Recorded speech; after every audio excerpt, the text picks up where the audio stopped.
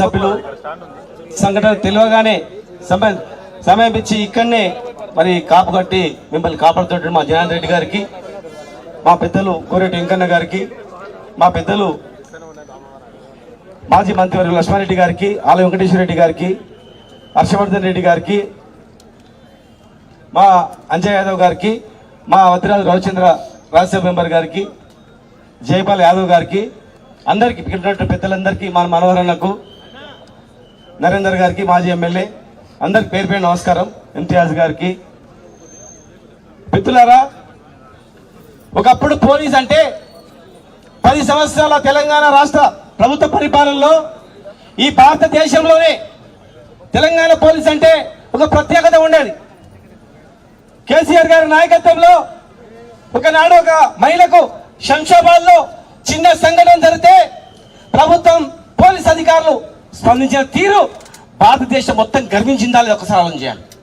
ఆదిలాబాద్ లో కావచ్చు, రంగారెడ్డి జిల్లాలో కావచ్చు, ఎక్కడ ఏ మహిళకు అన్యాయం జరిగినా షీటింగ్స్ ఏర్పాటు చేసి ఒక ప్రత్యేకమైనటువంటి పోలీస్ వ్యవస్థకు పేరు తెచ్చింది. మరి ఈరోజు అర్ధరాత్రి మహబూబ్ నగర్ లో వికలాంగుల ఇల్లు కూడా కొట్టారు. సెల్ ఫోన్ లో మెసేజ్ పెడితే కేసులు పెట్టారు. ఈ అరాచకాలు ఇంతంతగా చెప్పుడు చాలా ఉన్నాయి, చాటంతా భారతం ఉంది.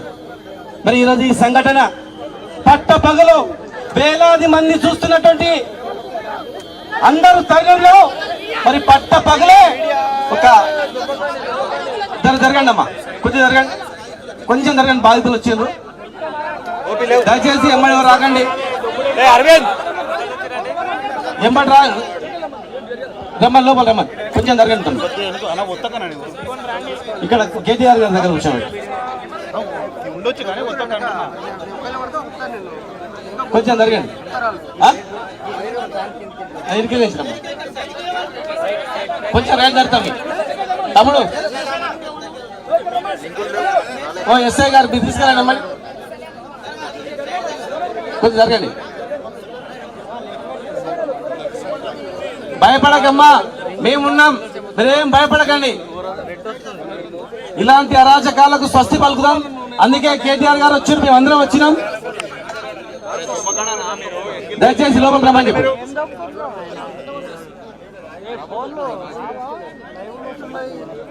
ఈరోజు పట్ట పగలే ఒక దేవాలయం దగ్గర వందలాది మంది వేలాది మంది చూస్తున్నా కూడా అవేం పట్టించుకోకుండా ఒక రూమ్ లేసి బంధించి కొట్టి కాలుతో తంతే ఆ పిల్లాడు కింద పడ్డాడు. మరి కింద పడ్డ పిల్లలు తీసుకొని పోలీస్ స్టేషన్ పోతే మరి పోలీసులు కూర్చోబెట్టి బాధితులకు ఫోన్ చేసి బాధితులకు జరగండి బాబు, జరగండి, కొంచెం జరగండి తమ్మి. వెంకట గారు దా చెల్లెమ్మా,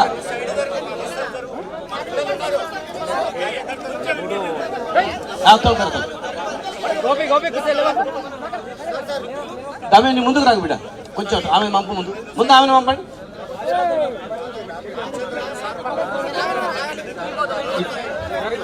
మౌనిక కూర్చోమ్మా, మీరు జరగండి.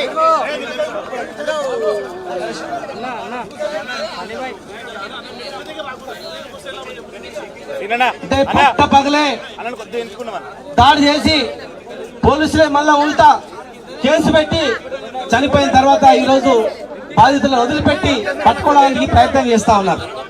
నిన్న డీజీపీ గారు కలిసినాం, మా పార్టీ తరఫున మా నాయకులు అందరం కలిసిపోయి డీజీపీ గారు కలిసి చెప్పినాం, ఇదేం అరాచకం, ఇదేం పద్ధతి. ఒక్కరు చేసిన వల్ల ఈ రాష్ట్రంలో విభజన వచ్చి కొట్లాట వచ్చే అవకాశం ఉంది. బాధితులు ఎవరైనా సరే, మీరు ఏ పార్టీ అయినా సరే చూడకుండా బాధితులని చర్య తీసుకోవాలి, వెంటనే కఠినంగా శిక్షించాలి. వాళ్ళని మర్డర్ కేసులో 301 కేసు మార్చి 307 నుంచి 302గా మార్చి అరెస్ట్ చేయాలి.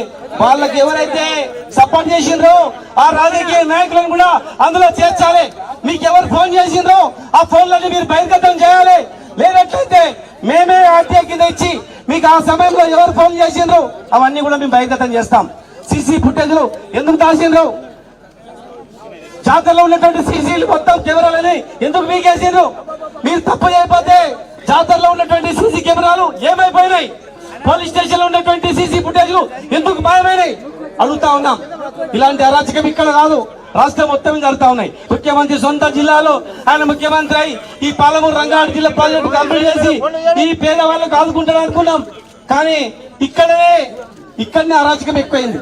పోలీసులు అయితే కొంతమంది ఇసుక దందా చేసుకుంటున్నారు, కొంతమంది భూముల దందా చేసుకుంటున్నారు, కొంతమంది రకరకాల కక్కుర్తి పడి పోలీసు వ్యవస్థకే చెడ్డ పేరు తెస్తా ఉన్నారు.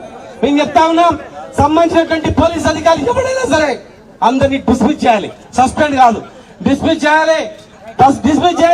వీళ్ళందరూ కూడా కట్టేసి ఇచ్చేయాలి, ఉరి వేయాలి. వీళ్ళందరూ కూడా ఆ ఉరి అయ్యేటట్లు మొత్తం కూడా శిక్షణలు మార్చి పెట్టాలి. లేనట్లయితే ఇది ఒక రాష్ట్ర సమస్య కాదు, ఒక జాతీయ సమస్యగా అంతర్జాతీయ సమస్యగా తీసుకెళ్తాని మా విశారదం గారు చాలా మంది నాకు ఫోన్ చేసి చెప్పింది. ఖచ్చితంగా మా కేటీఆర్ గారి నాయకత్వంలో న్యాయం జరుగుతుంది. రేపు రాబోయే రోజుల్లో ఇప్పుడు న్యాయం చేయకపోయినా ఖచ్చితంగా రేపు మా ప్రభుత్వం వచ్చినా సరే వీళ్ళకి సహకరించిన అధికారులను కానీ సహకరించిన నాయకులను కానీ ఎవరైనా కానీ వాళ్ళందరినీ కూడా ఎల్క పక్క దాక్కున్న పట్టుకొచ్చి ఇదే చౌరస్తా అంబేద్కర్ చౌరస్తా నిలబెట్టి శిక్ష చేస్తాం, భయపడకుండా. మరి అందరు కూడా సంఘటితంగా ఉండాలి. ఈ రోజు ఎట్లయితే అందరు ఐక్యమత్యంతో కలిసి